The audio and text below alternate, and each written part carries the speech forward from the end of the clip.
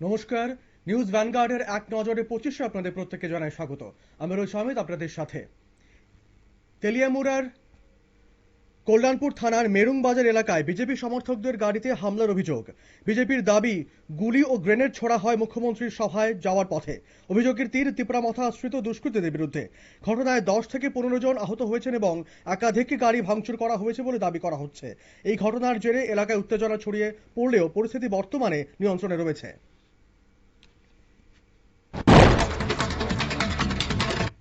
নিয়োগের দাবিতে মঙ্গলবার বিক্ষোভ দেখালেন টেট টু উত্তীর্ণ প্রার্থীরা।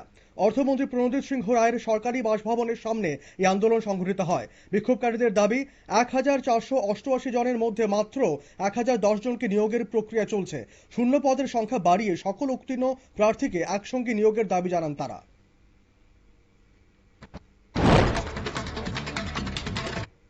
কমলপুর মহকুমার পানবোয়া ভিলেজের মধুমঙ্গল পাড়ায় মথার বুথ অফিস ভাঙচুরের প্রতিবাদে বিক্ষোভ মিছিল।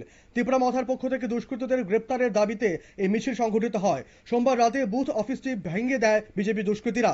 ঘটনায় ক্ষোভ প্রকাশ করে নেতা তপন দেববর্মা বলেন, এভাবে হামলা চালিয়ে নির্বাচন জেতা যায় না।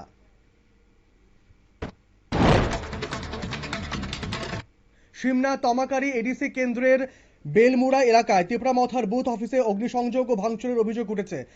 ফ্লেক্স, ফেস্টুন ও পতাকা নষ্ট করা হয়েছে। দলের প্রার্থী রবীন্দ্র দেববর্মা ঘটনাস্থল পরিদর্শন করে বিজেপি আশ্রিত দুষ্কৃতীদের বিরুদ্ধে অভিযোগ তোলেন। তিনি এলাকায় শান্তি ও সম্প্রীতি বজায় রাখার আহ্বান জানান।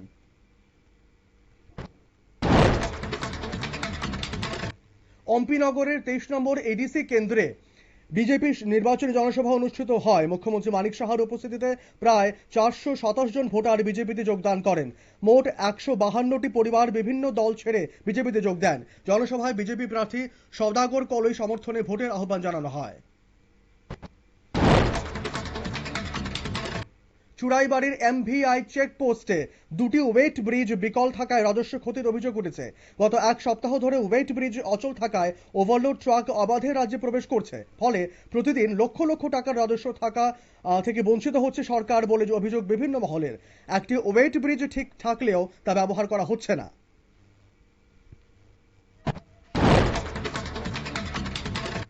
কৈলাসহর গোলধারপুর রুদ্র সিংহ উচ্চ মাধ্যমিক বিদ্যালয়ে রাতে স্কুলের প্রধান শিক্ষক ও অফিস কক্ষে তালা ভেঙে লকার ভাঙচুর করে টাকা নিয়ে যায় দুষ্কৃতীরা।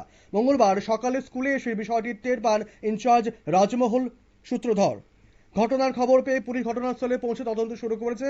এই ঘটনায় রাতে পুলিশের পাহারা নিয়ে প্রশ্ন উঠেছে।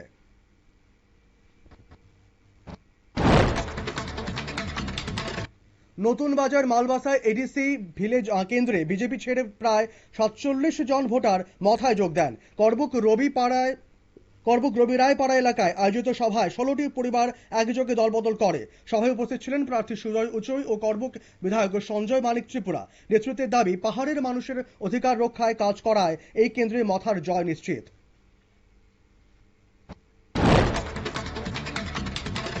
এডিসি নির্বাচনকে সামনে রেখে মনপাথর এলাকায় ব্রু সংগ্রামের উদ্যোগে একটি আলোচনা সভা অনুষ্ঠিত হয়। আগামী 12 এপ্রিলের নির্বাচন শান্তিপূর্ণভাবে সম্পন্ন করার লক্ষ্যেই এই সভার আয়োজন করা হয়। সভায় বিভিন্ন রাজনৈতিক দলের প্রতিনিধিরা উপস্থিত ছিলেন।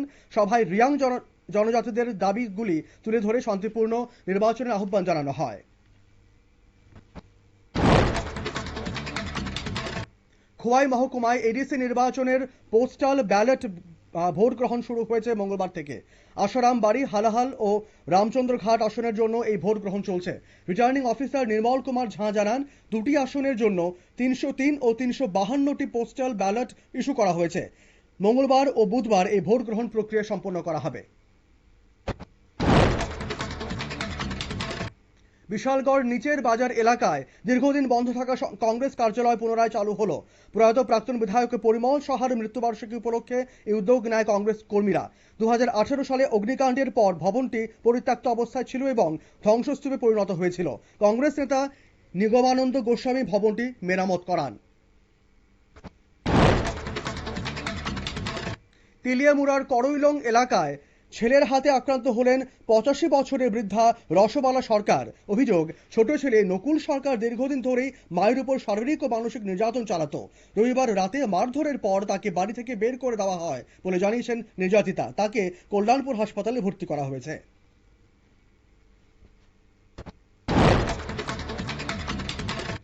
আসন্ন এডিসি নির্বাচনকে সামনে রেখে প্রশাসনের তৎপরতা বাড়ানো হয়েছে। ভোটারদের ভয়মুক্ত পরিবেশে ভোট দেওয়ার আহ্বান জানানো হয়েছে প্রশাসনের পক্ষ থেকে। মহারানী বাজারে সাধারণ মানুষের সঙ্গে কথা বলেন গোমতী জেলার জেলাশাসক রিঙ্কু লাতের। তার সঙ্গে উপস্থিত ছিলেন গোমতী জেলার পুলিশ সুপার কিরণ কুমার কে।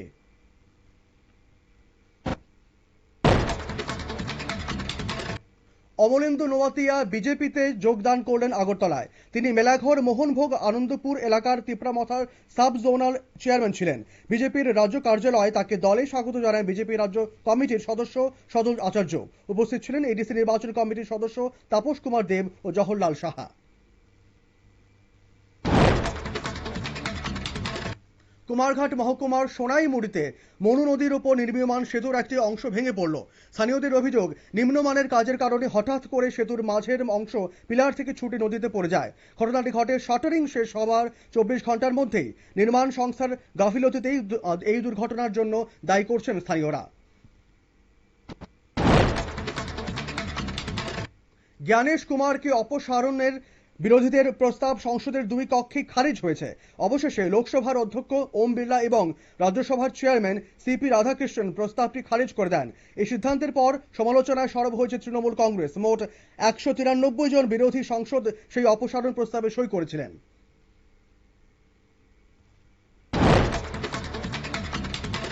রাজ্য ও কেন্দ্রশাসিত অঞ্চলগুলিকে 5 কেজির গ্যাস সিলিন্ডারের সরবরাহ দ্বিগুণ করার সিদ্ধান্ত নিল কেন্দ্র সরকার। মূলত পরিযায়ী শ্রমিকদের কথা মাথায় রেখেই এই ছোট সিলিন্ডারের যোগান বাড়ানো হচ্ছে। মার্চে 2 ও 3 তারিখের সরবরাহের তুলনায় এবার দ্বিগুণ সংখ্যক সিলিন্ডার পাঠানো হবে বলে জানিয়েছে কেন্দ্র।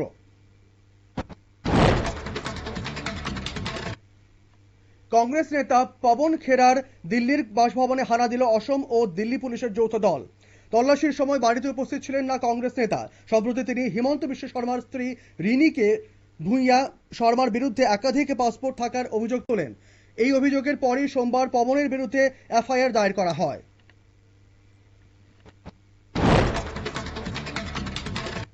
বিমান ভাড়া বাড়ানোর সিদ্ধান্ত নিয়েছে এয়ার ইন্ডিয়া।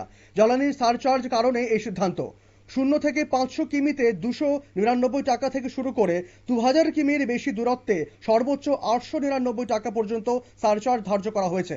নতুন এই ভাড়ার কাঠামো আগামী 8 এপ্রিল সকাল 9টা 1 মিনিট থেকে কার্যকর হবে। মণিপুরের বিষ্ণুপুর জেলায় এক বাড়িতে রকেট হামলায় 2 শিশুর মৃত্যু হয়েছে। আহত হয়েছে এক মহিলা। হামলার অভিযোগ কুকি জঙ্গিদের বিরুদ্ধে। ঘটনার পর 5 জেলায় কারফিউ জারি করে 3 দিনের জন্য ইন্টারনেট বন্ধ রাখা হয়েছে। ঘটনার প্রতিবাদে ক্ষুব্ধ জনতা নিকটবর্তী সিআরপিএফ ক্যাম্পে অগ্নিসংযোগ করে আহত হন আরও 4 জন। নাগপুরে আরএসএস সদর দপ্তরের কাছে একটি বাড়ি থেকে বিপুল বিস্ফোরক উদ্ধার করেছে পুলিশ। ঘটনার পর গোটা এলাকায় উচ্চ সতর্কতা জারি করে নাকা চেকিং ও তল্লাশি অভিযান শুরু করেছে। উদ্ধার হওয়া সামগ্রীর মধ্যে রয়েছে জিলেটিন স্টিক, 58টি ডিটোনেটর, কানেক্টর ও 15টি কার্তুজ। ঘটনা খতিয়ে দেখছে পুলিশ ও ফরেনসিক দল।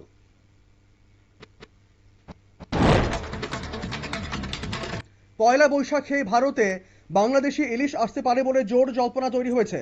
যদিও ইলিশ পাঠানো নিয়ে এখনো চূড়ান্ত সিদ্ধান্ত হয়নি বলে জানা গেছে। এই বিষয়ে সিদ্ধান্ত নেবেন বাংলাদেশের প্রধানমন্ত্রী তারেক রহমান। ঢাকায় মৎস্যমন্ত্রী মোহাম্মদ আমিন উর রশিদ জানান, সরকার আনুষ্ঠানিকভাবে ইলিশ রপ্তানি করে না। মার্কিন শর্ত না মানলে ইরানকে বড় মূল্য দিতে হবে, হুঁশিয়ারি দিলেন মার্কিন প্রেসিডেন্ট ডোনাল্ড ট্রাম্প। ট্রাম্প আরও আশঙ্কা প্রকাশ করেন, একটা গোটা সভ্য আজ রাতেই ধ্বংস হয়ে যেতে পারে। তবে শেষ মুহূর্তে আক্রমণ থেকে সরে আসার সম্ভাবনাও উড়িয়ে দেননি তিনি। ইরানের জনগণের জন্য প্রার্থনাও জানিয়েছেন ট্রাম্প।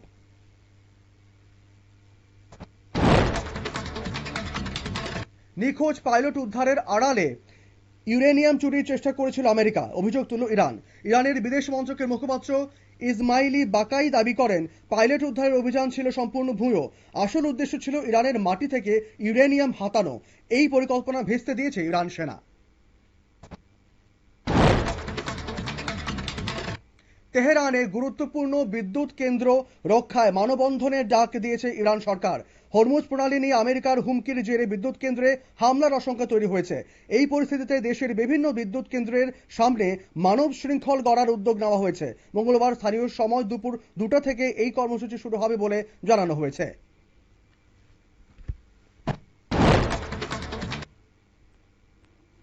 এক নজরে 25 এখনকার মতো এ পর্যন্তই। পরবর্তী সংবাদ, আপডেটস এবং টক শো দেখার জন্য চোখ রাখুন শুধুমাত্র নিউজ ভ্যানগার্ডের পর্দায়। ধন্যবাদ।